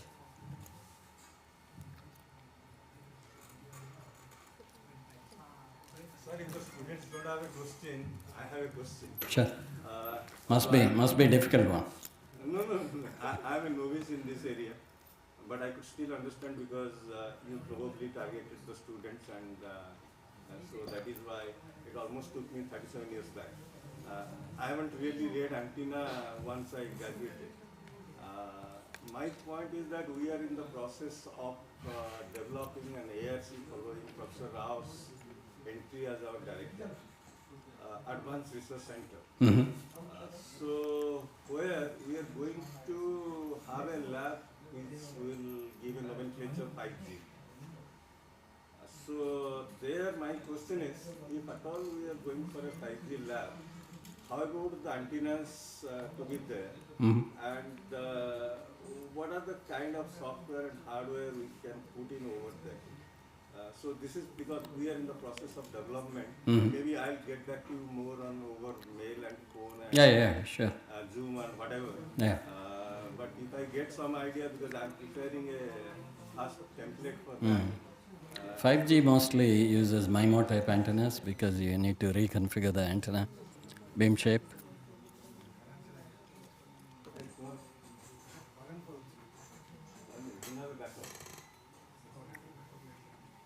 DG back. 15 seconds delay is that, but DG will come. Okay. No? Can't hear? No sound? No, I can hear you, but I thought. Yeah, I can speak. Oh, okay, it's coming. Only 15 seconds. So, yeah, I think mostly for 5G, people use not one antenna, but they use array of antennas like MIMO, multiple input, multiple outputs.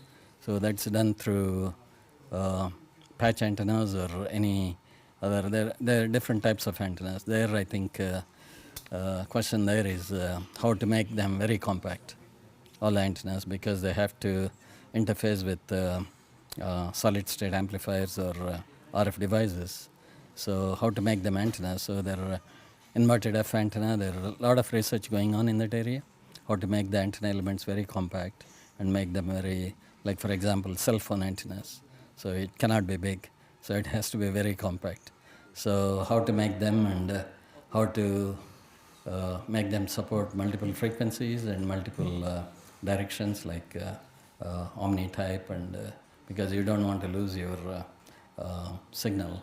So you should be able to get your signal anywhere you are, and so there are a lot of work. 5G is mainly multiple bands, right? So unlike like 3G or 4G, the more bands you have, the more channel capacity you have. And to do that, of course, you have to build elements which can give multiple resonances, right? Like either patches or some other devices. So broadband elements actually you need. So, and then how you beamform them. So having the elements is one thing, but you have to combine them into multiple outputs, right? High gain. So 4 elements we have. You have to make a 4x4 array, and then typically 4 beams you can support. So depending upon where the beams are located. The advanced DHF payload. Oh, finally. Oh, you guys figured it out. Play. Part of the system delivering unprecedented levels of assured network interconnectivity to rapidly deployable maritime, air, and ground forces, flexibly, where and when needed, immune from denial of service attacks, available in all levels of confidence. The payload puts the advanced in advanced VHF. A highly advanced digital processor serves as a switchboard in the sky, providing an order of magnitude increase in capacity versus Millstar, while supporting thousands of direct and rapidly reconfigurable flexible network connections between users on a variety of operational platforms. The processor implements advanced security and anti-jam waveform features to maintain both confidentiality and undeniable availability of U.S., international partner, and coalition networks operating at multiple security levels and within separate security domains. As with Millstar, the advanced VHF payload supports user logon and communications at lower data rates, worldwide, anytime, without prior coordination, and in the most hostile environments imaginable. And like Millstar, the payload features highly sensitive receive equipment, capable of accurately processing lower power spread spectrum signals in the EHF band, enabling low probability of detection, stealthy communications in support of special operations. The payload's fast-hopping uplink and downlink phased array antennas can flexibly cover a much wider area of the globe simultaneously with high-capacity service. While both Millstar 2 and Advanced VHF provide 6 1-degree spot beams which can be steered to anywhere in the satellite field of view via gimbal drive antennas, the Advanced VHF phased arrays support an additional 6 1-degree shareable spot beams, instantaneously steerable to any location within the satellite field of view. Operational planners have the option of allocating the capacity associated with each shareable beam among up to 4 separate regions within the satellite field of view, done on a hop-by-hop basis in milliseconds, transparent to individual users. Even with each payload's ability to deliver high-capacity coverage to upwards of 30 separate regions, there still could be a need to provide higher capacity service to isolated users outside of these regions.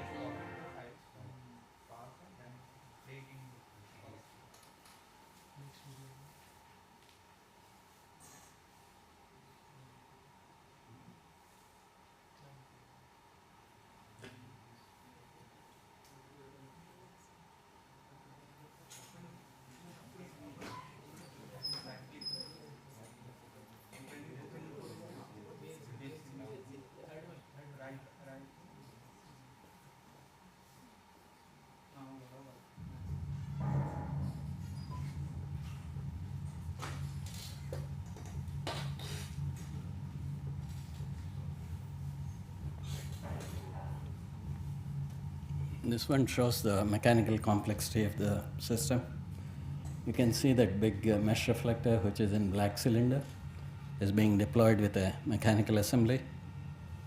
So your solar panels are deployed, now your antenna is deploying. You see the feed with white cover, that is the horn. So you can see the mesh reflector. This one is 6 meters in size, built by Northrop Grumman, Aerospace. And this deployment has to be very slow so that it doesn't affect the spacecraft. Does more like an umbrella. So now the spacecraft rotates at about 35 degrees conical angle, and then it rotates at 15 RPM. So SMAP is soil moisture active passive radar. So what it does is it's a low Earth orbit satellite at 680 kilometers. So as it rotates, actually it creates a conical swath on the ground, mainly for North American region. So the swath is about 1,000 kilometers. So once you get the returns from the ground, you analyze the returns and see how the icebergs are depleting and how the impact on the soil moisture, etc.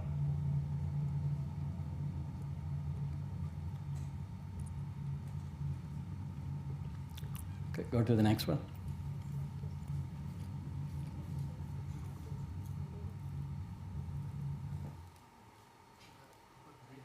Other one, I think you see satellites, but it shows how the aircrafts especially the B-2 bomber.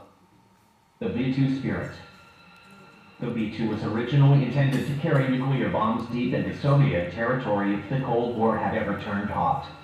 Its shape, paired with the plane's stealth systems, would enable it to be undetected by Soviet radars. The V-2's long range meant it could fly deep into enemy territory and return home. With the collapse of the Soviet Union and the end of the Cold War, the V-2 has been used as a conventional bomber. It made its combat debut during the Kosovo War in 1999 and has since flown sorties in Afghanistan, Iraq, and Libya. More recently, the V-2 has been placed in bases in the Pacific as part of a strategy to deal with potential threats from North Korea. Here's why it's one of the most feared aircraft in the world. The V-2 bomber was shown to the public for the first time in 1988, just before the end of the Cold War. Its stealth capabilities were virtually unmatched. The V-2 can carry 16 2,400-pound B-83 nuclear bombs, but its official limit of 40,000 pounds of ordnance means it can carry a massive amount of precision-guided munitions. The V-2 has a max range of 6,900 miles on a single tank, but aerial refueling can keep the bomber up indefinitely. On one bombing mission, two V-2s flew a 34-hour round-trip mission from Missouri to Libya and were refueled in the air 15 times. Each of the current 20 V-2s in service are named after estates.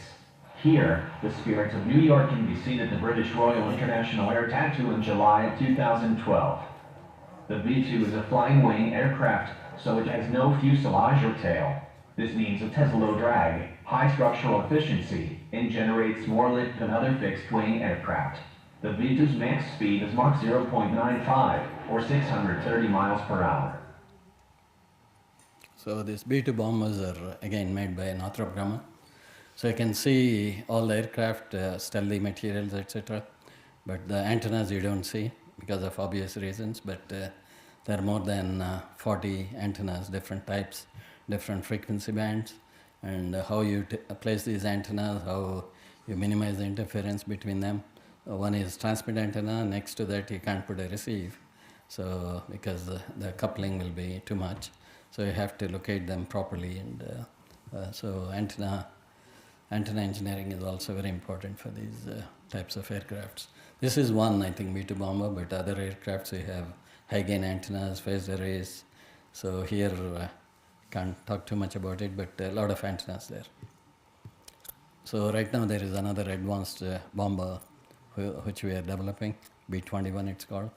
So it will come in the next 5 years or so, the first one will come out, so we'll see. So any other questions? Yeah. It's not a technical question, but I would like to know that as you suggested, there are much gap between the academia and the industry. So would you like to suggest any changes that you want? Would you like to suggest any changes in academia that you want while teaching anything, topics? Teaching, of course, there are two types. One, of course, they have to teach fundamentals, so that's very important. The basics, I think, you need to learn. But after that, some advanced courses, I sort of suggest faculty to look into and teach different types, what exactly industry is looking, like ISRO, DRDO, and other companies, and collaborate with them and see what exactly they want. But not just doing for industry's sake, and also to train the students. But at the same time, keep that you have to deliver something to the industry. So it's not like a grant given to the university just to train the students, but the industry should get benefited as well. So work with them, see exactly what they want, and deliver what they want at the same time, train the students. So. Thank you so much. Thank you. Madam, YP. Oh, you're famous. IEEE. YP. YP, right? Oh, okay. So what are you studying? So she is a faculty. Oh, faculty. Oh, okay. Easy department. So actually, you know the answer. You should know the answer then. Thank you.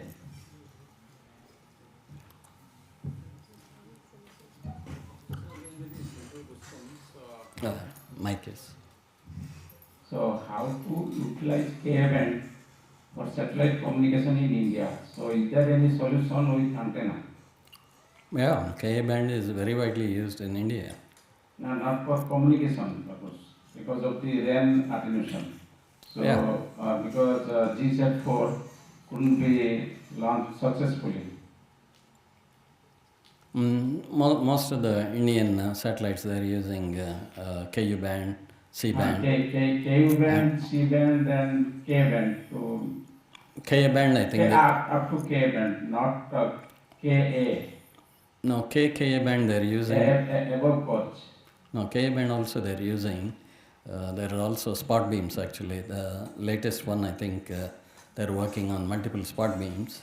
So those spot beams, I think they have uplink through Ka band and downlink through K band. So they're working on it. For GSAT application? Not GSAT exactly, but next. Leo? No, Geo. Geo. Yeah. Most of the Ka band application comes from Geo. Some. That is in India, that is since it is a tropical, it falls in the tropical region. Their attenuation is the biggest threat. Mm-hmm. So how to overcome that? That's why, is there any solution with antenna beam steering or some antenna adaptive antenna design or something like that? It's not adaptive because I think the coverage is fixed. You know where it, like for example, West Bengal it rains a lot near Chirapunj, and Kerala it rains a lot.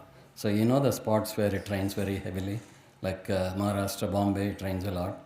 So you know those spots, and you know that you have to give more gain there, at least 3 dB to 4 dB compared to the rest of the regions. Some regions are very dry, like Rourkela or maybe.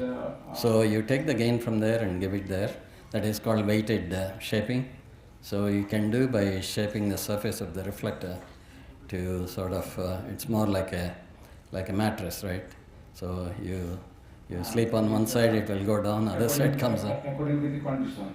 According to the requirements. According to the requirement. Right. Yeah, you need to know. Power level is to be adjusted accordingly. Power level you don't adjust because it's. Satellite end. So according. No, even the satellite, because it's only one beam. So it's weighted beam, right? So you're giving more gain at certain regions, less gain at certain regions. But the power coming from the amplifiers is same. There's only one input. Frequency diversity is also a solution. So it's a solution, but it complicates things, and its cost goes up, and there are other problems with diversity, frequency diversity, because FCC has to agree. If you're using Ka band, you have to use only that Ka band. So you cannot get wide other bands, because you will be interfering with your neighbors or other. So FCC doesn't give you license to operate all these frequency bands. Okay, so another question is for LEO satellite in future communication. So for satellite phones, what should be the structure of the antenna for satellite phones? Just directly to link to LEO satellite. Yeah, I mean that means actually phones are actually on the ground. So just like I showed you the MSS, mobile satellite service, that's directly through phone. There's no ground.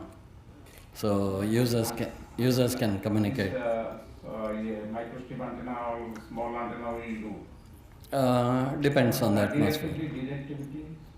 Directivity varies because low Earth orbit you don't need to provide that much directivity because your angle is. Satellite is changing its position. Yeah, you need to provide as it changes the position. You need to provide different beam. You have to shape the beams. So that's done through phase arrays. Okay. Yeah. Thank you. Good question. Thank you. Oh. Any other question from students? I have another question. Oh, you're again. Now you're vocal now. Before all these 1 year you're silent and.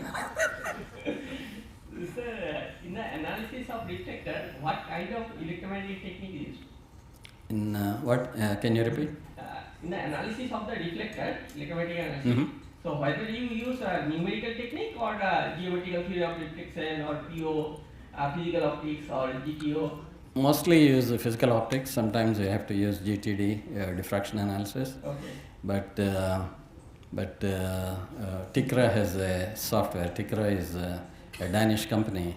So if you ask any satellite operators, they don't want you to design with your software. Go and design with the Tikra, because that's the software they believe, and everybody has to use that software. So that one is very good because that has a cost function. So basically, using the cost function, you can decide various parameters, and then you can put weights on different regions if you want to do weighted coverage like DBS satellites. So by shaping the surface of the, of course, if it is a parabola, it gives a spot beam, right? Very narrow beam.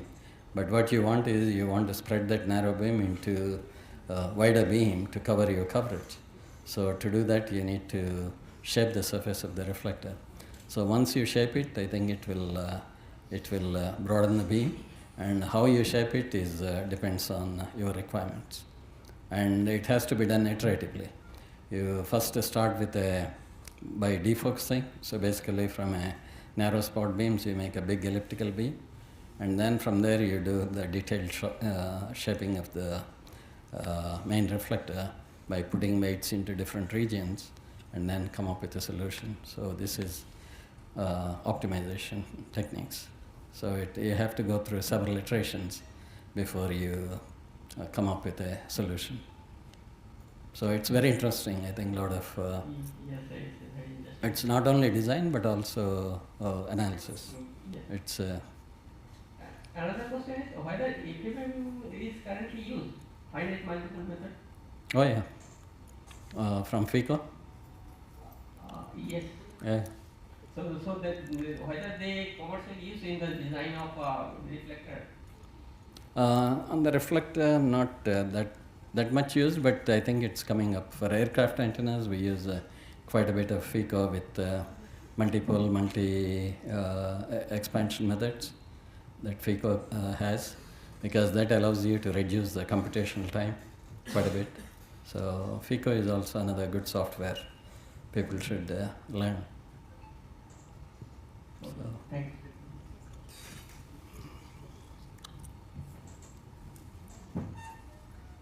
So nothing from this side?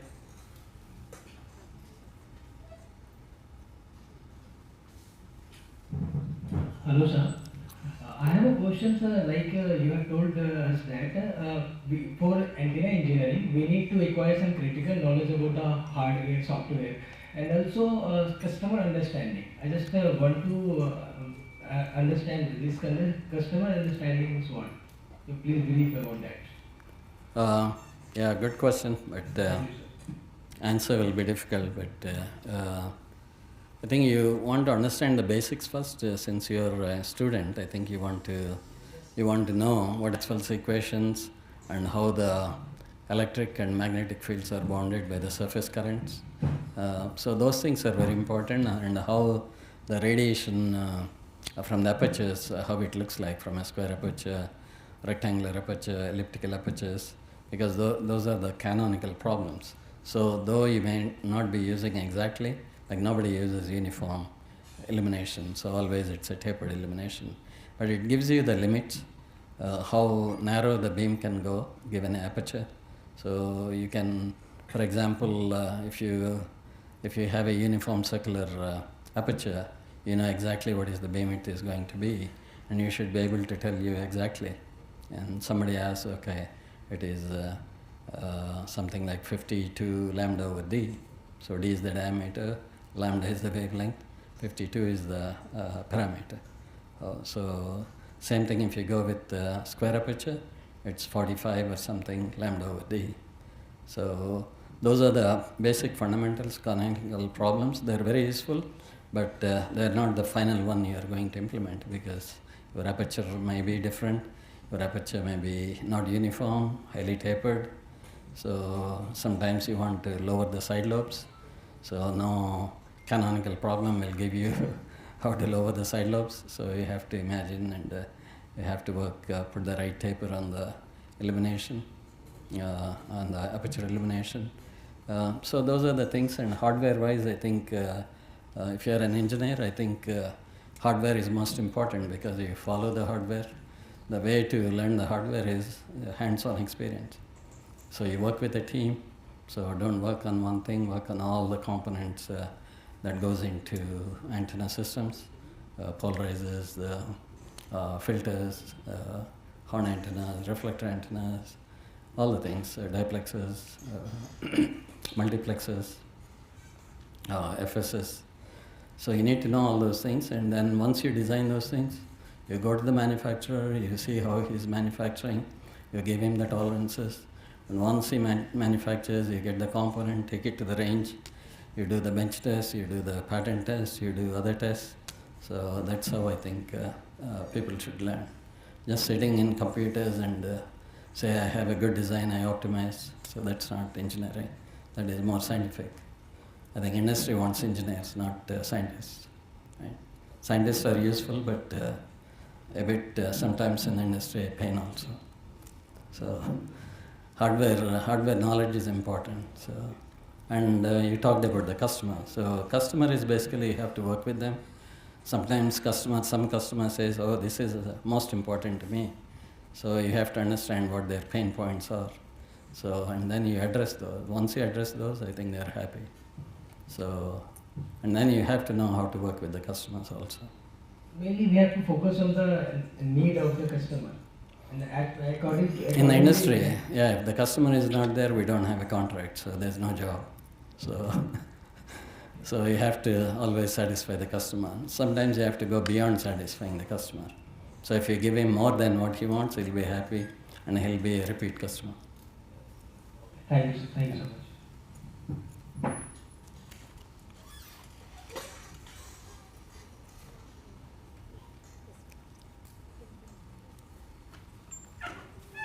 Done? I can sit down.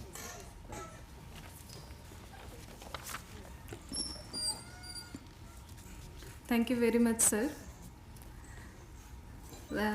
Let's have a huge round of applause for Sudhakar, sir.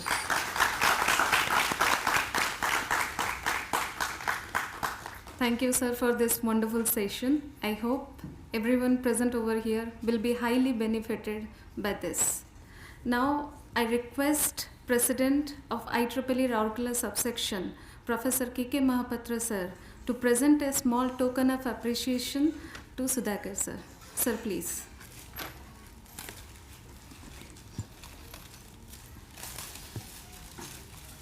And I request Deepthi ma'am, please join us.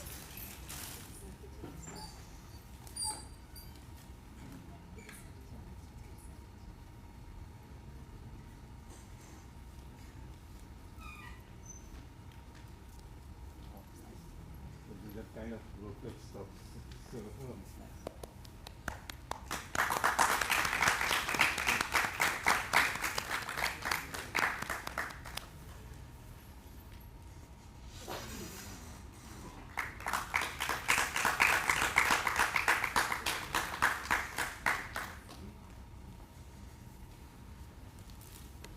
Thank you, ma'am. Thank you, sir.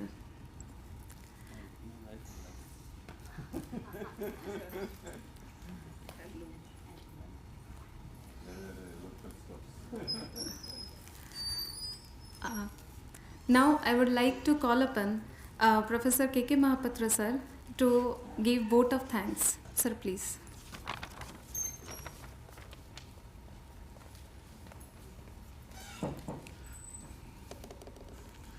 Well, respected Dr. Rao, my colleagues and our students, we are extremely thankful to Dr. Rao agreeing to come to Rourkela. It's a difficult place for many people, as they say, because there is no airport in the city. However, Dr. Rao agreed, and we are extremely thankful to you. And today's lecture, it was targeted as the student lecture series. And this was the first distinguished lecture for this particular year. So on IEEE front, I'm again thankful to Dr. Rao, and we are sure that we will have many more events lined up in this particular year. But at the same time, I am sure that the students are benefited. And all the students who have participated today, either over here in physical mode or over the online, I'm sure they have gathered a certain amount of knowledge. Please do use that, and tell other fellow students to join IEEE and join a society, so that that brings a lot of benefit to not only to you personally, but as a community and also to your alma mater. So I thank everybody present in the audience. Thank you very much. Thank you, sir. Thank you everyone for being a part of this event and making it successful. Okay. Okay. So everyone is requested to come to the front so that we can take a group photo. Please.